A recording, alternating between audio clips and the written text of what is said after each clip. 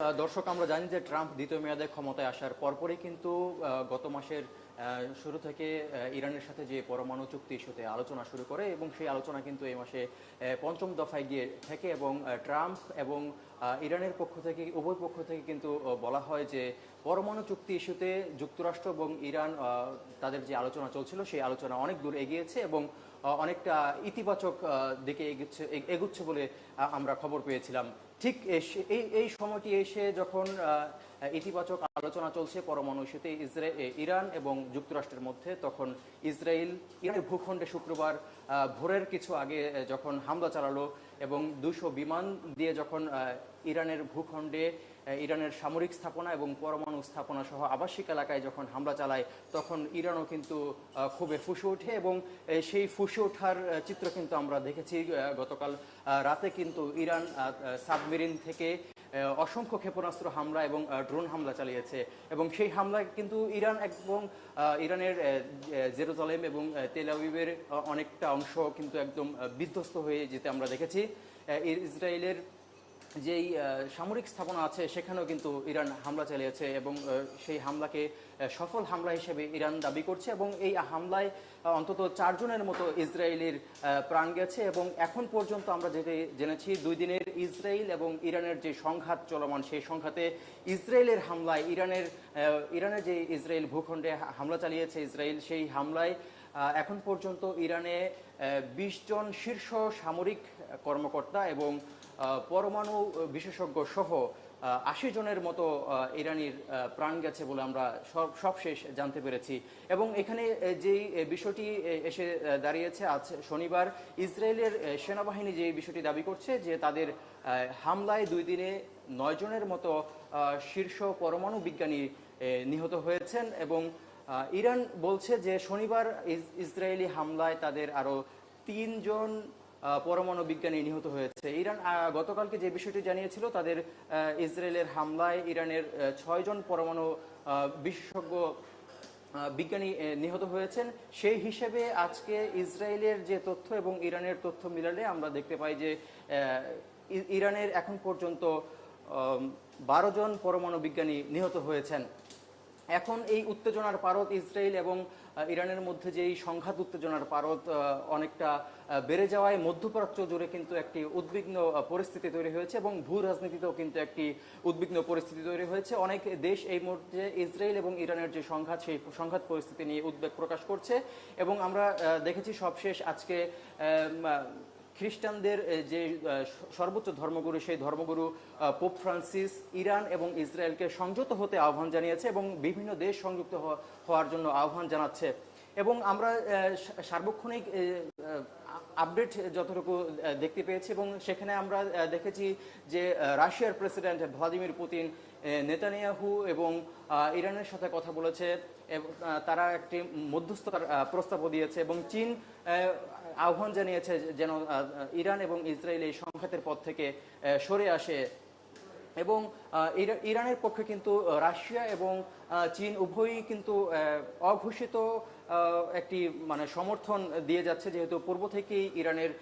মিত্র চীন এবং রাশিয়া। এক্ষেত্রে আরেকটি জিনিস দর্শক আপনাদেরকে জানিয়ে রাখি, আজকে যখন সংঘাতের দ্বিতীয় দিনের যে উত্তেজনা চলছে, সেই দ্বিতীয় দিনের উত্তেজনায় ইরান কিন্তু এসে একটি স্পষ্ট বার্তা দিয়েছে। সেই বার্তাটি হলো ডিজাইন, এলিগেন্স, বিউটি, সেরা পণ্য সবার জন্য জেভিকো। এই সংঘাতের মধ্যে যদি ইরানকে চাপ প্রয়োগ করা হয়, সংঘাত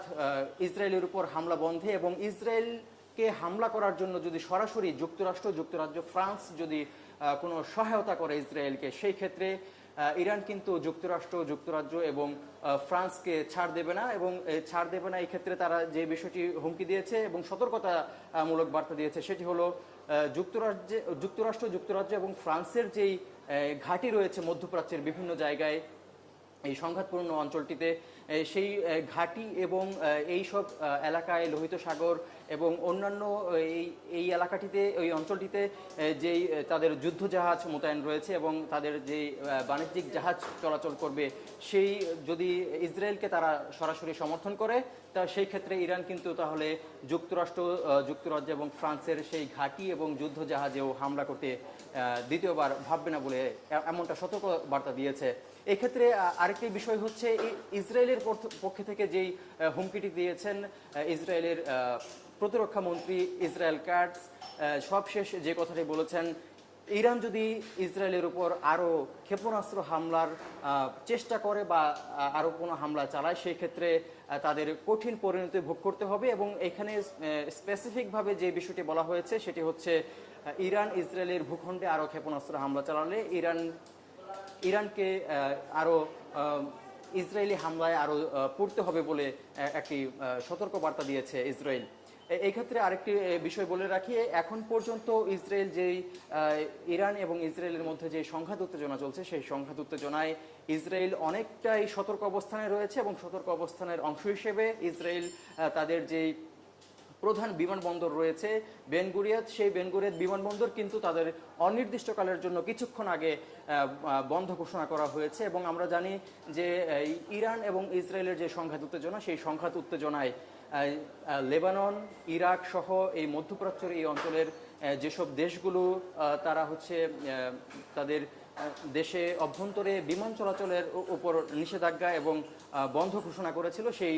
নিষেধাজ্ঞা কিন্তু তারা আজ দুপুরেই উঠিয়ে নিয়েছে। এবং আরেকটি যে বিষয় বলে রাখি, ইরান এবং ইসরায়েলের যে সংঘাত উত্তেজনা, সেই সংঘাত উত্তেজনায় যুক্তরাষ্ট্রের যে সংলাপ চলছিল পরমাণু ইস্যুতে যুক্তরাষ্ট্র এবং ইরানের, এই সংঘাতের কারণে ইরান দায়ী করছে যুক্তরাষ্ট্রকে যে এই সংঘাতের পেছনে যুক্তরাষ্ট্রের সরাসরি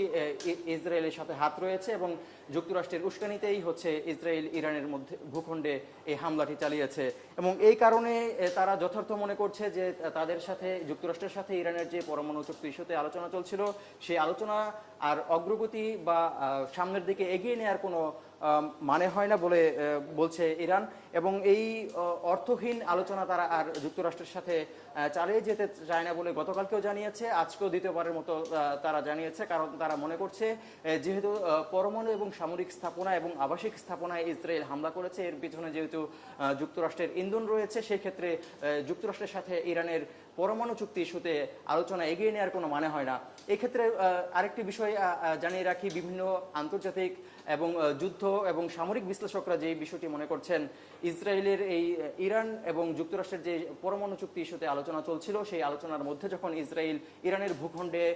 হামলা চালিয়ে উত্তেজনার পারদকে এবং মধ্যপ্রাচ্যের উত্তেজনার পারদকে বাড়িয়ে দিয়েছে, এক্ষেত্রে ইরান পরমাণু চুক্তিতে ইস্যুতে যুক্তরাষ্ট্রের সাথে আলোচনা করবে না এমন বার্তাও যখন দিয়েছে, সেই ক্ষেত্রে বিশ্লেষকরা মনে করছেন যে এখন ইসরায়েলের এই হামলার পরে ইরান তাদের পরমাণু শক্তি আরও বৃদ্ধি করার জন্য উঠে পড়ে লাগতে পারে। এবং এই দুই দিনের এই হামলায় পাল্টা হামলায় এখন পর্যন্ত আর্থিকভাবে কতটুকু ক্ষয়ক্ষতি হয়েছে ইরান এবং ইসরায়েলের তা কিন্তু এখনো জানা যায়নি। তবে না জানা গেলেও এখন আমরা শেষ যেই আজকে ইরানের যে হামলাটি দেখতে পেয়েছি ইসরায়েলের ভূখণ্ডে, সেই হামলা কিন্তু অনেক বড় হামলা ছিল এবং সেই হামলায় ইসরায়েলের ব্যাপক ক্ষয়ক্ষতি হয়েছে বলে বিভিন্ন আন্তর্জাতিক গণমাধ্যমে উঠে এসেছে। দর্শক, এই ছিল আমার কাছে ইসরায়েল এবং ইরানের সংঘাত উত্তেজনার সর্বশেষ আপডেট।